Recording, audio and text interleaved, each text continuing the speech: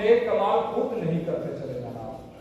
कोने में बैठकर, मस्जिद में बैठकर ये करने हैं, पहले यही करने हैं, लेकिन सिर्फ यही नहीं करते चले जाना। अब आपने करना क्या है कि अगर खुद हक पर कायम है तो बाहर निकल जाना है। लोगों को हक पर कायम करने के लिए तलकीन करनी है, नसीहत करनी है, लोगों के साथ मिलकर अच्छे तरीके से, कभी गालिब तरीके से कोई बंदा मानता नहीं है जो तुम ये काम करो।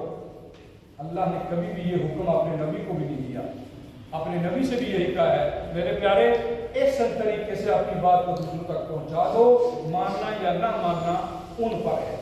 तुम सच्चे तरीके से, अपने बेहतरीन तरीके से लोगों तक पहुंचा दो। हमारे जिम्मे भी यही है कि हम बेहतरीन बात, अल्लाह की बेहतरीन बात जो है वो लोगों तक पहुंचाए। खुद हक पर कायम रहें और दूसरों को हक पर कायम होने के लिए नसीहत करें, तलकीन करें, बातचीत करें, बाहर निकल कर दूसरों को कुरान सीखें और सिखाएं, मिलकर बैठें। जब भी आप मिलकर एक बात का तज़किरा ज्यादा से ज्यादा करते चले जाएंगे तो दिल में उतरती चली जाएगी। यही है ना, जब हम बिजनेस मीटिंग में बैठे होते हैं तो वहां पर दिल में क्या उतरता है, पैसा किस तरीके से कमाएंगे, ये कौन कौन सा वे है जिससे बेहतरीन पैसा कमाया जा सकता है। ऐसा ही होता है, डिस्कस यही होती है। जिसके पास जॉब नहीं होती, हम सारे जॉब के बारे में डिस्कस करते हैं। तो जब हम सारे मिलकर अल्लाह के कमाल के बारे में डिस्कस करेंगे तो रोजाना का एक कम से कम एक हुक्म तो हम लेकर ही जाएंगे।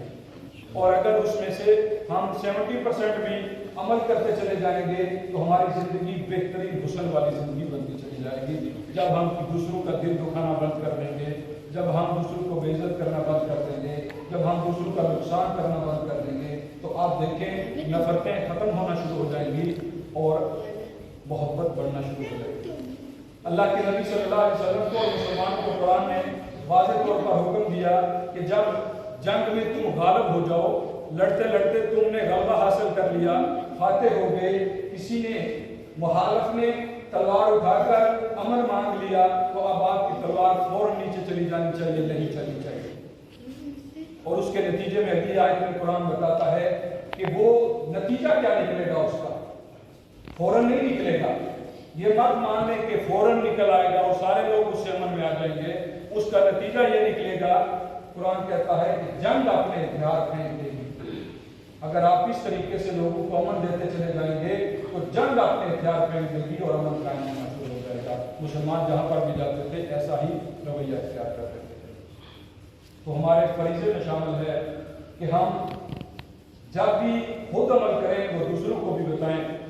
अल्लाह ताला ने जब कहा कि नेक कमाल करने वाले इस तरीके से जन्नत में जाएंगे, एंड पे कहा फदखुली फी इबादी वदखुली जन्नत। किस लिए कहा कि अकेले तुमने अब जन्नत में भी नहीं जाना। देखिए, जन्नत में जाने के लिए भी आपसे मुफाद परस्ती का मुतालबा नहीं किया जा रहा। कहा जा रहा है कि जब जाना है तो अपने भाइयों को, अपने रिश्तेदारों को, अपने मोहल्ले वालों को, साथियों को साथ में ला लो, एक ग्रोह में शामिल हो जाओ, अच्छे काम करने वाला ग्रोह शामिल कर लो, तो फिर सारे ग्रोह की शक्ल में जन्नत में दाखिल होना शुरू होगा। यही बात यहाँ पर हमारा आज का मकसद भी यही है कि जब हम अकेले अकेले कोई काम कर रहे होते हैं तो उसका इतना अच्छा असर नहीं जाता। हम इसे अकेला इतने काम नहीं कर सकता। अगर 10 बंदे मिलकर बाहर वही काम करने की कोशिश करेंगे, आप सब जानते हैं कि वो काम बड़ी जल्दी के साथ हो जाएगा और ऐसे तरीके से वो आगे फैलता चला जाएगा। अगर एक एक बंदा अपनी अपनी जगह पर सिर्फ मस्जिद में नमाज पढ़ के और घर चला जाए तो ऐसे एक बेहतरीन माशरा कायम नहीं होता। आप सब जानते हैं कि गलत काम करने वाले भी 4 या 5 बंदे मिलकर काम करते हैं, पता है ना आपको, ग्रुप बनाते हैं। एजेंट माफिया किस तरीके से काम करता है, अकेला काम तो नहीं करता वो, कोई अकेला बंदा भी सारे काम नहीं कर सकता। गलत काम करने वाले अगर ग्रुप बना सकते हैं तो अच्छे काम करने वाले एक ग्रुप की शक्ल इख्तियार भी नहीं कर सकते। आज हम मार इसीलिए खा रहे हैं कि बुरे कामों वाले के ग्रुप तो बड़े से बड़े होते चले जा रहे हैं और वो अपने मफादात लेते चले जा रहे हैं। आज हम अपने आप को कहते हैं कि हम नेक हैं, हम मस्जिद में जाकर नमाज पढ़ते हैं, लेकिन जब हम अकेले नमाज सिर्फ पढ़ते चले जाएंगे तो माशरत में हमारा कोई फायदा नहीं होगा। इस्लामिक सोसाइटी इटली का सिर्फ مقصد ہے کہ ہم مل کر لوگوں کے ساتھ ایک ایسے لوگوں کا ایک گروپ ایسا تیار کرنے کی کوشش کریں ایمانداری کے ساتھ۔ یہ بات ہم سب کو جاننی چاہیے کہ جو بھی گروپ بنتا ہے اس میں خامیاں بھی موجود ہوتی ہیں اور خوبیاں بھی موجود ہوتی ہیں۔